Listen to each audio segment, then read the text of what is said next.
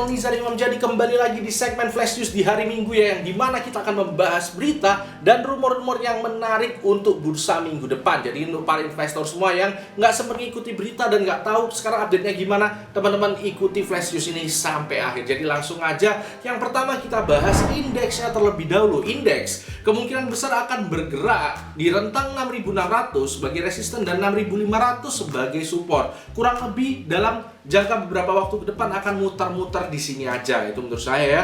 Nah, kemudian untuk asing sendiri kita bisa lihat ya, ini datanya dari RTI, kita bisa tahu regular market itu satu minggu kemarin asing jualan sekitar 1,18 T ya, jualan ya cukup besar sih, tapi nggak besar-besar amat.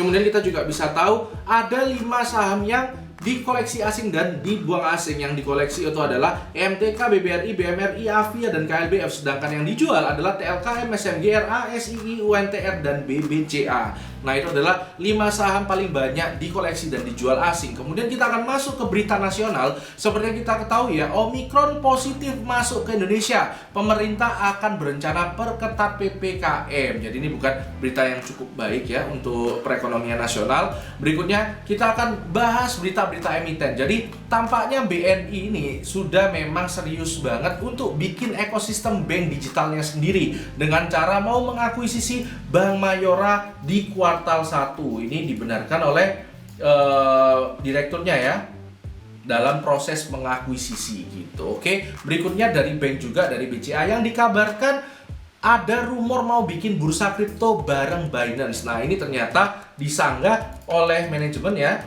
bahwa tidak benar informasi atau rumor tersebut. Ini rumor ini. Nah, berikutnya dari Telkom, justru malah sebaliknya. Telkom memang sengaja mau buat kerjasama dengan Binance melalui anak usahanya MDI Venture ya. Cuma bentuk kerjasamanya itu belum dipastikan karena masih menunggu regulasi kripto di dalam negeri.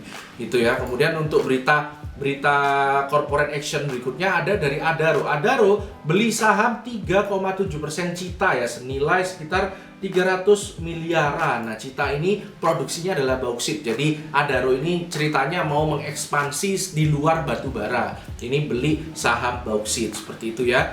Kemudian berita berikutnya yang menurut saya juga kurang bagus ya, itu adalah LCGC bisa kena PPNBM di tahun depan. Jadi ya mobil-mobil murah seperti Sigra ini yang di foto ini itu bisa jadi harganya naik, dan itu berita kurang baik ya untuk industri otomotif di negeri kita. Berita berikutnya itu dari industri rokok ya. Berita ini mungkin semua sudah pada tahu ya. Jadi tahun depan rokok ini beneran naik cukainya lagi ya di tahun 2022, dan harganya mungkin bisa tembus 40.100 per bungkus ya. Jadi sebenarnya bisa aja nggak nyampe segini, tapi terpaksa ya mau nggak mau. Kalau nggak mau naikin harga ya margin dari perusahaan rokoknya yang ditekan. Jadi itu kabar yang kurang baik untuk emiten-emiten rokok. Nah, berikutnya kita akan ngomong internasional ya, berita internasional. Kemarin hasil meeting Desember dari FOMC itu kan sudah keluar ya. Jadi yang paling penting itu adalah ini. The Fed forecast that it could increase interest rate 3 times in 2022. Jadi kita bisa tahu ya 2022 itu mungkin akan mulai naik suku bunga, dan itu ya bisa market itu bisa positif bisa negatif ya. Positifnya karena inflasi bisa dicegah kenaikannya yang super tinggi itu, tapi ya di sisi lain ini pasti akan memberatkan ya perusahaan-perusahaan yang banyak pinjaman terutama ya. Dan ini juga dilakukan di Inggris. Di Inggris bahkan sudah menaikkan suku bunganya dari 0,1 ke 0,25 sekarang. Pertama kali dalam 3 tahun naikkan suku bunga karena inflasinya udah mulai tinggi itu ya. Jadi ini cepat atau lambat pasti akan diadaptasi oleh BI juga gitu. Nah, kemudian kita bisa lihat berikutnya adalah dari komoditi ya. Untuk minyak masih di support trend lainnya, kemudian juga minyak Brent juga masih sama ya. Untuk gold masih stagnan di sini, masih di triangle-nya. Untuk Newcastle Coal masih di sekitaran 150-170 new normalnya. Kemudian juga kita bisa lihat natural gas lanjut koreksi. CPO ya sepertinya juga mungkin akan lanjut koreksi juga. Nikel untuk pertama kalinya dalam beberapa minggu terakhir itu bergerak di bawah 20.000. Itu untuk komoditi ya. Berikutnya kita lihat Bitcoin ya. Bitcoin sekarang ada di 47.000 ya. Nah, ini sudah melewati resisten yang di sini, di resisten ini sekarang.